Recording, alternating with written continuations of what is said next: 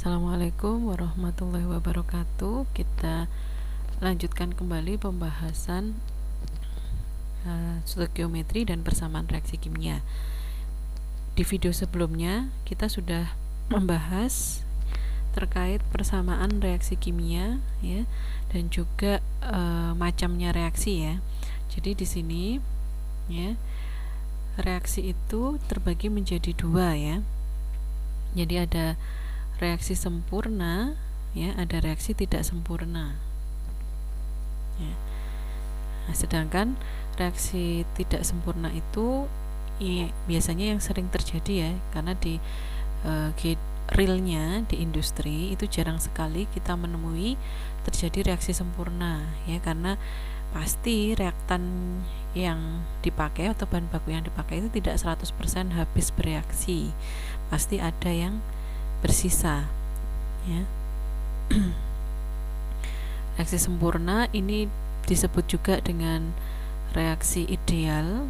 Jadi idealnya yang kita harapkan itu reaksi berjalannya habis ya reaktannya, atau reaksi teoritis. Nah, ini sama, reaksi sempurna, reaksi ideal, reaksi teoritis. Kemudian ada reaksi tidak sempurna ya. Nah, reaksi tidak sempurna ini yang juga disebut dengan reaksi sebenarnya ya. Jadi yang sering terjadi jenis yang kedua ini ya. Nah, tapi reaksi sempurna ini tetap kita butuhkan dalam perhitungan ya, nanti untuk menghitung ekses reaktan, kemudian menghitung limiting reaktan ya. Nah, sedangkan reaksi tidak sempurna ini kita butuhkan untuk menghitung konversi reaksi, kemudian menghitung derajat kesempurnaan reaksi, dan juga menghitung yield ya, yield. Nah, untuk reaksi tidak sempurna ini kemarin ya, kita harus mengenal beberapa istilah ya. Yang pertama ada limiting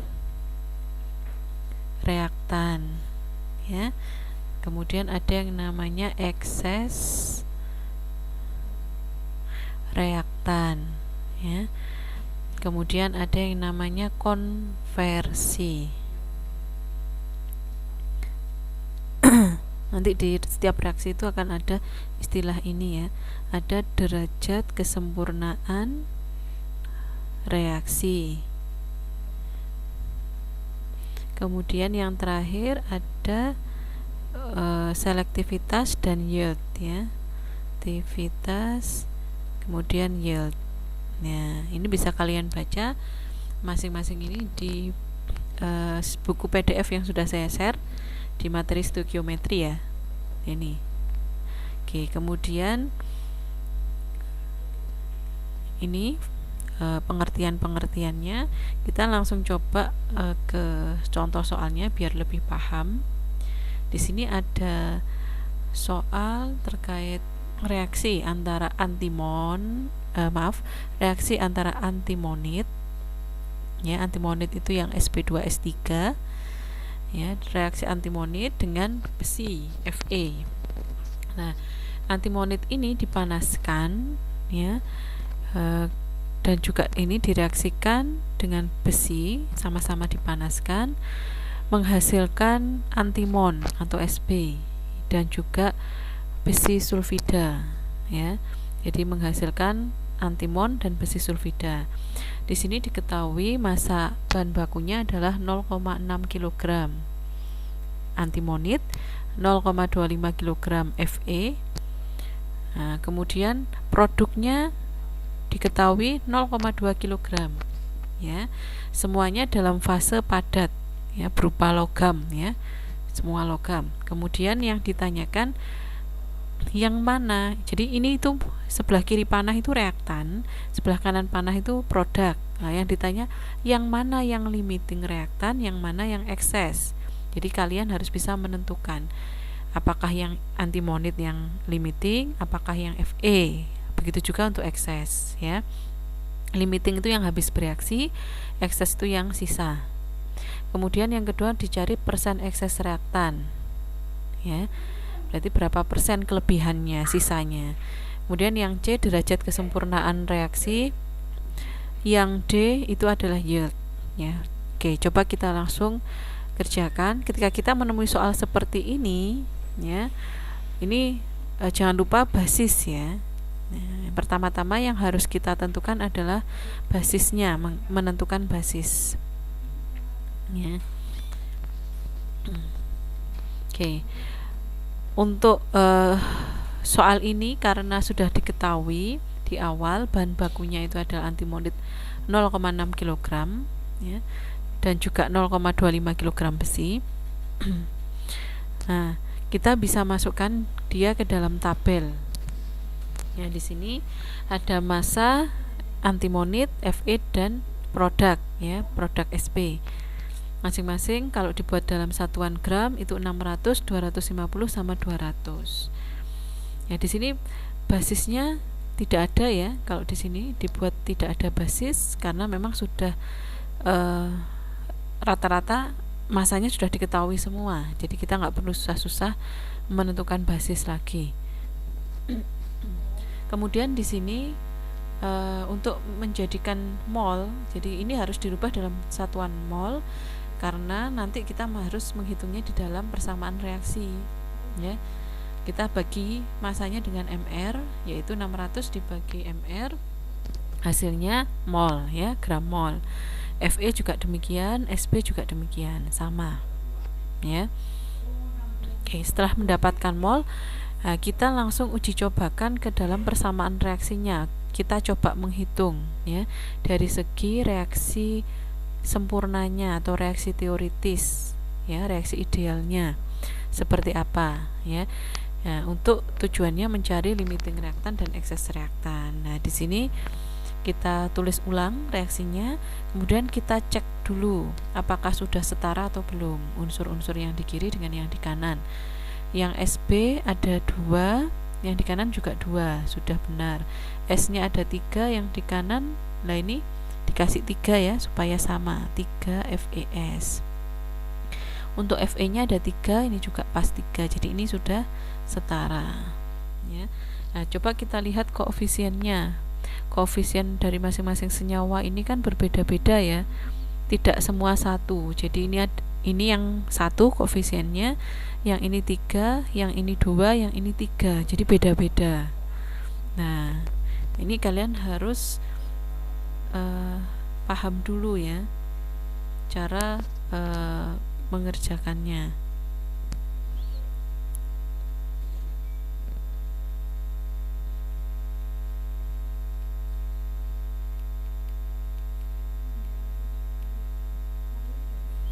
Oke, coba kita cek dulu ya. Oke, kita buat ininya ya, persamaan reaksinya. Untuk reaksi sempurna ya, reaksi teoritisnya di sini Sp2S3 ditambah 3Fe menjadi Sp2 ya, kemudian plus 3FeS. Nah, ini. Nah, di sini tadi molnya tadi setelah dibagi dengan mr ya, 0,6 atau 600 gram dibagi dengan mr-nya, hasilnya 1,77 mol. Karena di sini 3 ya. Nah, karena di sini 3 sehingga yang bereaksi itu juga berbeda, jadi nggak bisa sama 1,77. Jadi kalau di sini karena ini 1, jadi di Fe berapa? Berarti 3/1 kalikan dengan 1,77 ya, nanti kalian dapatkan hasilnya 4,48 ya, ini ya. Jadi ini karena ini 1, ini 3, jadi kalau pakai perbandingan koefisien kita dapatkan yang bereaksi di Fe di sini adalah 4,48 ya, 3/1 kalikan 1,77. Nah, kemudian karena yang ditanya reaktan, jadi kita nggak usah lihat produknya dulu, karena yang ditanya kan yang mana ekses, yang mana limiting ya kan. Nah, sekarang kalau ini kita asumsikan sebagai reaktan yang habis bereaksi, berarti kalau habis bereaksi kan yang bereaksi juga 1,77 ya. Ini kan awal, ini reaksi. Nah, yang di sini untuk yang Fe tadi awalnya berapa? Kalau kita cek di sini, Fe awalnya 4,48. Oh, nah ini ya. Nah jadi ini. Nah misalkan saya tulis di sini ya untuk reaksi tadi. Jadi Sp 2S3 ditambah 2S3 ditambah 3Fe ya.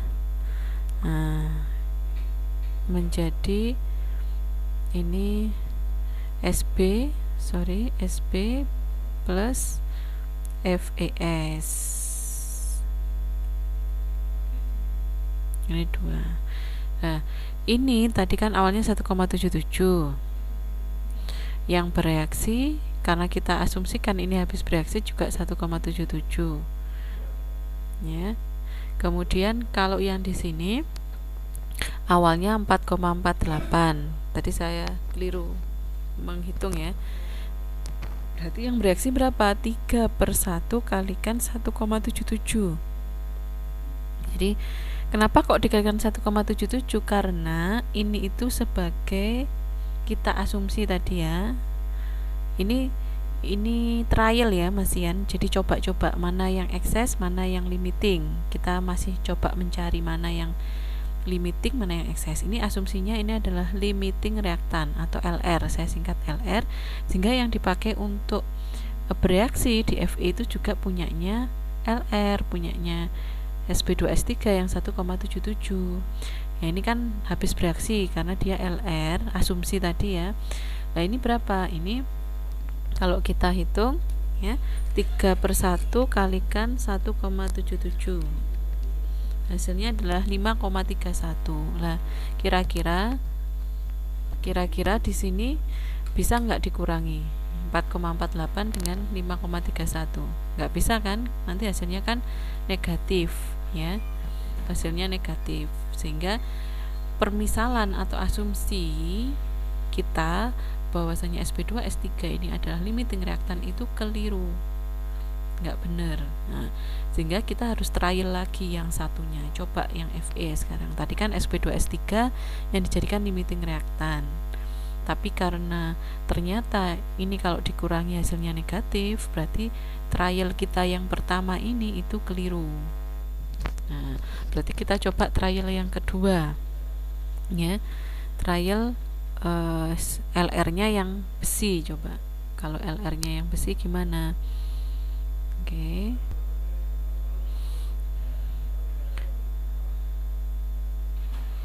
Nah ini. Nah, kalau sekarang yang besi ini sebagai limiting reaktan. Ini tadi 4,48. Ini awalnya 1,77. Ya. Reaksi sisa atau yang berlebih ya.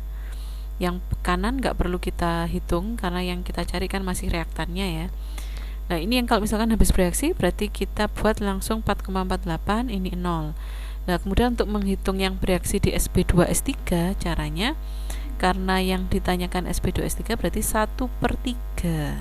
Kalau tadi kan yang di sini 3/1 ya. Kalau sekarang yang di sini berarti 1/3 dikalikan 4,48 ya.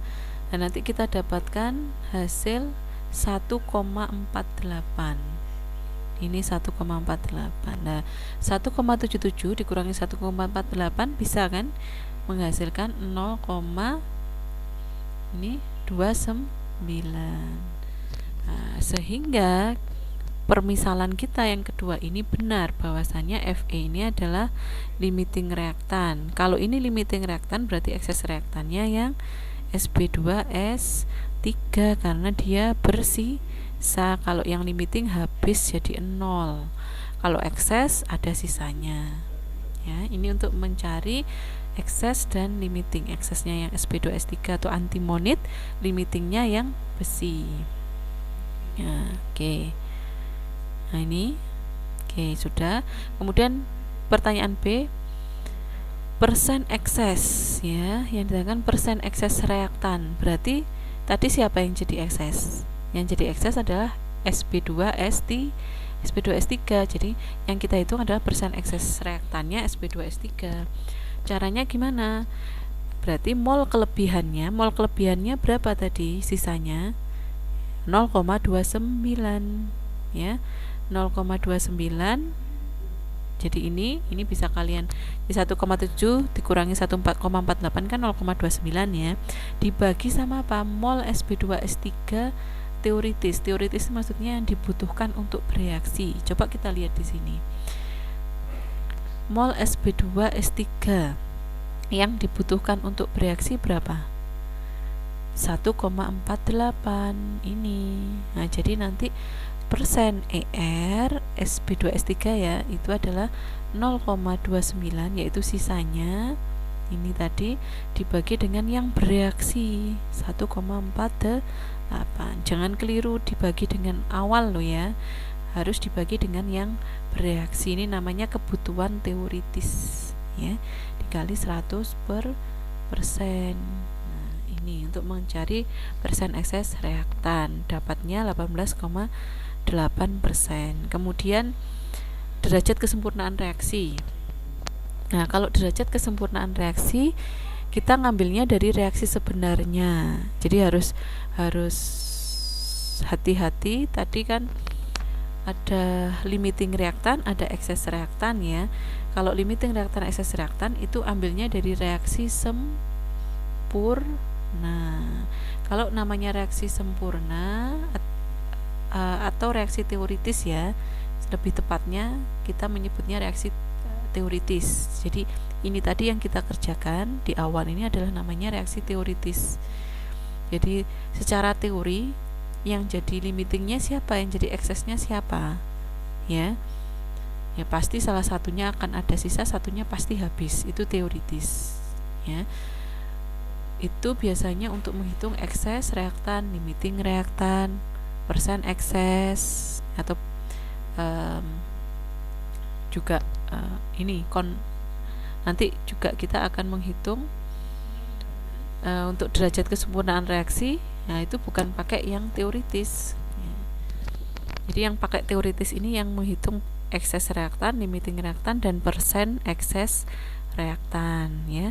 Kalau untuk menghitung konversi ya, menghitung DKR atau derajat kesempurnaan reaksi, itu kita menggunakan yang reaksi sebenarnya. Bedanya apa reaksi teoritis ini dengan reaksi sebenarnya? Ayo coba kita tulis di sini untuk yang reaksi sebenarnya. Kalau tadi reaksi teoritis ya, nah nanti kita bisa lihat bedanya apa. Di sini Sp2S3 ditambah 3Fe menjadi 2Sp plus 3FeS ya. Oke, coba diperhatikan untuk yang reaksi sebenarnya ini bedanya dengan yang reaksi teoritis itu adalah kita berpatokannya atau menghitungnya itu berjalan mundur. Jadi mulai dari produk kita jalan mundur, akhirnya bisa mendapatkan nilai mol yang bereaksi ya. Tadi kan di soal diketahui produk Sp ya, produk Sp kan diketahui berapa kilo. Tadi di soal diketahui ada 0,2 kilogram ya. Ini kalau kita jadikan mol, tadi sudah dihitung ya, 0,2 kilogram atau 200 gram produk Sp itu kalau jadikan mol dibagi mR ya, itu 1,64. Jadi nanti kalian menghitungnya itu berdasarkan produk ya, produk Sp-nya. Nah ini jadi nanti ada reaksi sebenarnya berdasarkan produk Sp. Nah, ini tadi kita ngitungnya dari sini, dari bawah, jadi 1,64 mol Sp. Nah, berarti nanti dia ini kan ada seperti ini ya biasanya. Nah, kalau produk nanti plus, kalau reaktan itu berkurang ya. Jadi nanti yang bereaksi di sini itu juga 1,64. Awalnya nggak ada, produk di awal kan nggak ada, belum terbentuk ya, terbentuknya setelah bereaksi, sehingga awalnya kita kosongi untuk yang produk, ya. Untuk yang awalnya ini kan memang sudah ada tadi ya 1,77 dan 4,48 ya. Kemudian karena patokannya, jadi kita buat patokannya itu adalah ini, mol produk ya. Jadi yang bereaksi berapa ini yang di FES? Nah, kita pakai ini, jadi 3/2. Jadi kalian perbandingan koefisien ya. 3/2 kali 1,64 untuk mencari apa? Mol FES yang bereaksi. Ya. Berapa hasilnya? 2,46. Ini nanti kalian hitung. Nah, 2,46. Nah, ini. Kemudian berarti yang di sini gimana? Yang di FE. FE juga 3/2 karena di sini 3, ini 2 ya. Yang diketahui biasanya taruh di bawah, yang ditanya taruh di atas ya. Dikali 1,64 juga. Jadi sama 2,46. Yang di sini karena ini 1 jadinya 1/2 kalikan 1,64 ya. Nah, nanti kita bisa hitung sisanya adalah 0,95 sama 20 ini 0,82 ini hasilnya. Nah, ini nanti kalau kita kurangi hasilnya jadi 0,95. Yang di sini jadinya 2,02. Nah, dari sini kita sudah bisa dapatkan perbedaan ya dengan reaksi teoritis ya, beda. Kalau reaksi sebenarnya kita menghitungnya dari produk. Kalau reaksi teoritis kita menghitungnya dari limiting reaktan ya, patokannya dari limiting reaktan untuk menghitung reaksi. Kalau untuk reaksi sebenarnya patokannya dari produk ya. Nah, kan otomatis beda. Nanti kalau kalian cek untuk reaksi teoritis akan berbeda nih, yang bereaksi sama angka di akhir kan. Kalau tadi FE nya yang habis bereaksi 0 ya kan, ini yang sisa, ada sisanya. Nah, kalau di reaksi sebenarnya ada sisanya semua ya, baik di Sp2S3 maupun Fe ada sisanya, karena patokannya memang harusnya dari produk untuk reaksi sebenarnya, reaksi yang real itu seperti apa ya. Nah, sehingga kalau ditanya berapa DKR-nya atau derajat kesempurnaan reaksinya, nah di sini yang dipakai adalah limiting reaktan. Jadi tadi limiting reaktannya siapa? Fe ya. Yang di ini kan tadi sebagai limiting reaktan. Jadi DKR itu adalah konversi dari limiting reaktan. Kalau konversi sendiri, konversi itu adalah biasanya dari ekses reaktannya ya. Kalau DKR derajat kesempurnaan reaksi itu dari konversi limiting reaktan ya. Gimana cara menghitung DKR-nya? Berarti tadi limiting reaktannya kan Fe, berarti Fe yang bereaksi karena dia limiting reaktan dibagi dengan Fe mula-mula ya. Fe yang bereaksi dibagi Fe mula-mula dikali 100%. Atau misalkan jika nggak dikali dengan 100%, maka nanti hasilnya koma ya. Fe mula-mula. Oke, nanti hasilnya Fe yang bereaksi 2,46 dibagi 4,48 ya. Ya, ini 2,46 yang bereaksi dibagi mula-mulanya. Nanti kita dapatkan kalau kali 100% nanti hasilnya 55% atau 0,55 ya, derajat kesempurnaan reaksinya. Kalau yang ditanya konversi berarti kita ambil yang eksesnya, yang Sp2S3 ya, berapa besar konversinya? Berarti ini 0,82 dibagi 1,77 dikali 100%, itu untuk konversi, persen konversinya ya. Kalau DKR diambil dari limiting reaktannya, kalau konversi itu diambil dari ekses reaktannya ya. Jadi SS reaktan yang bereaksi dibagi mula-mula dikali 100% ya. Nanti jangan bingung lagi antara konversi dan derajat kesempurnaan reaksi ya. Oke. Kemudian yang ditanyakan yield. Yieldnya di sini pasti produk per reaktan ya. Produknya tadi boleh pakai satuan massa, boleh pakai satuan mol nanti ketika menghitung yield ya. Di sini lebih mudahkan menggunakan satuan massa 0,2 kg produk SB ya, SB dibagi dengan reaktannya yang SB2 tergantung yang diminta. Kalau yang diminta terhadap SB2S3 ya nanti dibaginya terhadap SB2S3. Tapi kalau yang dimintanya terhadap Fe berarti dibagi Fe-nya ya. Nah, ini nih yang diminta terhadap Fe. Jadi memang yield itu nanti macam-macam. Apakah berdasarkan feed ya. Nanti perhitungan yield yaitu bisa berdasarkan feed, bisa berdasarkan jumlah reaktan yang terkonsumsi atau yang bereaksi, juga bisa berdasarkan konsumsi teoritis dari limiting reaktan. Ya, jadi yield itu macam-macam tergantung mau menghitungnya berdasarkan apa. Ya, kebetulan di sini yang ditanyakan berdasarkan limiting reaktannya ya, konsumsi teoritis dari limiting reaktannya. Jadi terhadap Fe-nya ya. Nah ini, jadi yang diminta terhadap Fe itu limiting reaktannya 0,2 dibagi Fe-nya tadi 0,25 ya, sehingga dapat 0,8. Oke.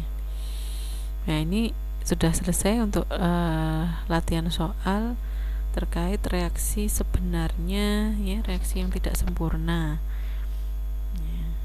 Oke. Nah, mungkin setelah ini kalian bisa coba latihan soal sendiri terkait materi limiting reaktan, excess reaktan ya, dan juga yield ya. Oke, sampai di sini terima kasih atas perhatiannya.